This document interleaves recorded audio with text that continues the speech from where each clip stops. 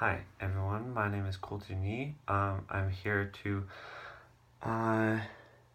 do a presentation on the decrease in physical activity in the youth and young adults these days. So let's get started. Actually, first off, I want everyone to take out a piece of paper and a pen and write down any questions they might have, or just write down anything that they might learn as we go along. Okay, let's get started. First off, I just want to talk about the decrease that there is in the activity that our youths are participating in over the last 5 to 10 years. There's a study conducted by the University of California in San Diego. What they did was they took about 1,000 and over amount of children and ages 9, and they did this over their study was conducted over a course of 6 years. So the age range that they ended up with was from ages 9 to 15. And what they did was they gave every child an accelerometer, and they just basically had them wear it every single day, and the only time they took it off is when they were showering or like changing their clothes or whatever, when they necessarily actually needed to take it off. Other than that, they had it on 24/7, and what it did was determine how much physical activity the children were participating in each day, whether it be walking, running, biking, swimming, doing any kind of sport. They wrote that down. So what they found was the average was around 3 hours per day from age 9, and then it just decreased as the years went on to about 2 years on average when they hit 15 years old. They also figured out that on average the boys was competed or participated in about 15 to 20 minutes more exercise than the females did in the same exact age ranges.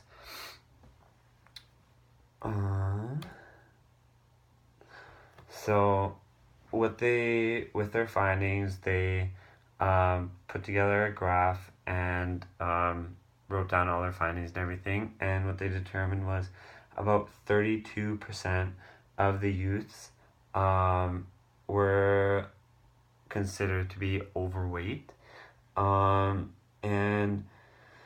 17% were considered to be obese.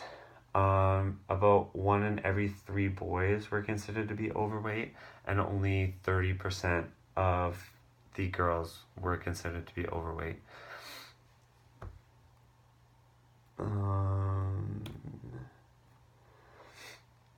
So that can lead us into our next discussion.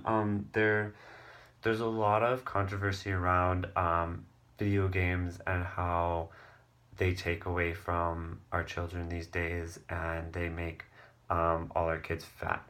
While this is true in some cases with let's say like just normal sit down people playing PlayStation or Xbox, and they're just sitting down 7 or 8 hours a day and not doing anything, then yeah, your child is going to become more obese or considered overweight.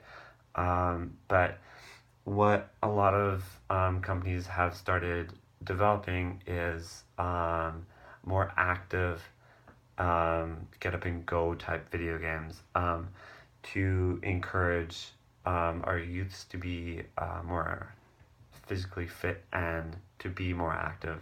And this way they also are more social by them including their friends and their family as well, because most of these games that they have created are more like party-based games.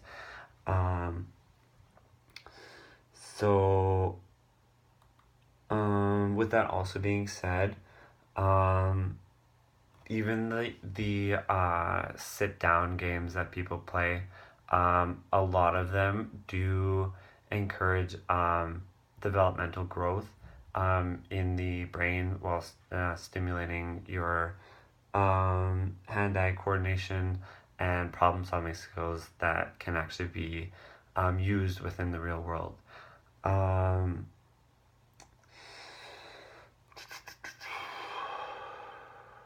Yeah, so like I said, with many people saying that video games are encouraging their children to be lazy and gain weight, the companies our video game companies have found this niche and actually found big profiting opportunities from it by creating fitness-based games.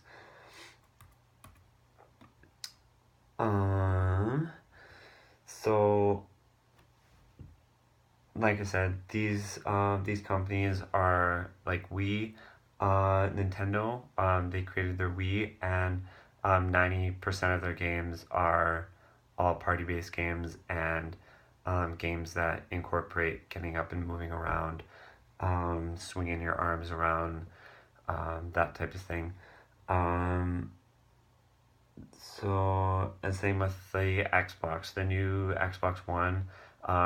Their big thing when they were announcing it in 2013, then in November 2013, their big thing was they hired on a lot of celebrity fitness trainers and got them to go to press conferences and be interviewed and talk to them about what they did and how they made a video game called Xbox Fitness that came free on every single Xbox when it first launched, and you could literally just pick any kind of fitness you want, any kind of fitness trainer that you wanted, if you liked a certain one, or if you wanted to do a certain exercise or anything like that, and then you just do it. And each video was about, I think the least amount was 10 minutes long, and then it went up to about 60 minutes long, and they're all specifically designed for the Xbox in mind, and this actually created a lot of profit for them, and because you could also buy and download new like expansion packs with new DVDs and new trainers and all that type of thing. Also, there's obviously fitness DVDs. A lot of people know about that, with Jillian Michaels and Tony Horton creating P90X, and Jillian Michaels has like the Biggest Loser DVDs and her like ab ripper DVDs and all that type of thing. There's also like yoga DVDs. There's all types of stuff for that as well, that also have big money makers and have actually boomed within the last 10 to 5 or 5 to 10 years. Yeah.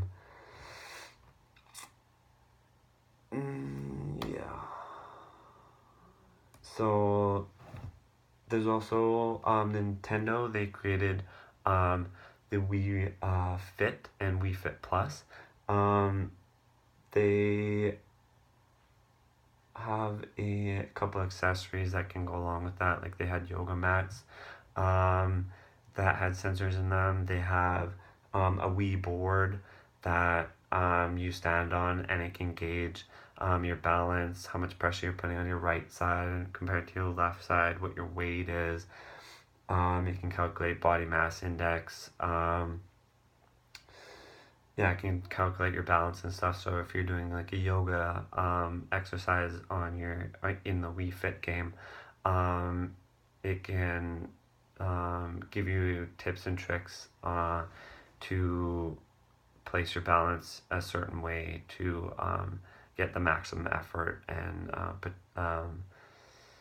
potential that you can out of each move.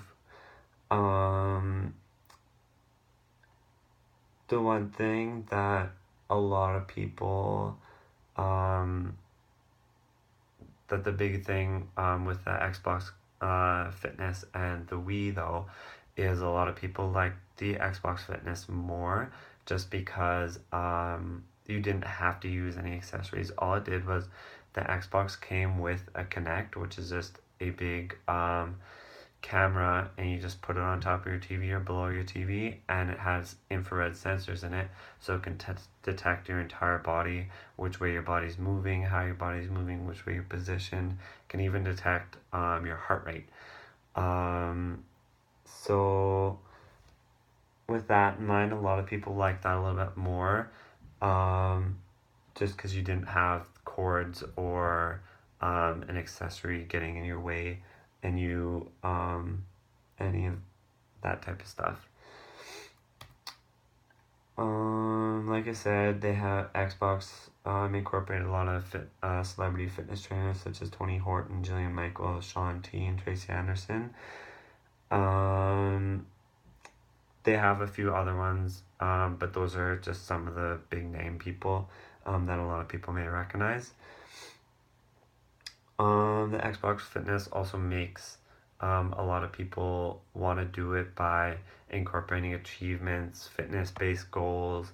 If your friends have it, you can compete against your friends in certain ways. So like you get stars based on each move that you do. So if you're doing sit-ups, like say you get 4 stars, well your friend wants to get 5 stars and beat you, right?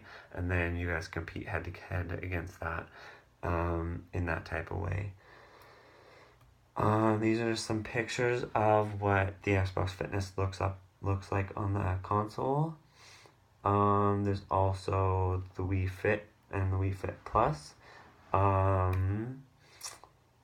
And there's also the last thing I want to talk about is there is many different factors that dramatically increase obesity rates, such as fast food has become more readily available.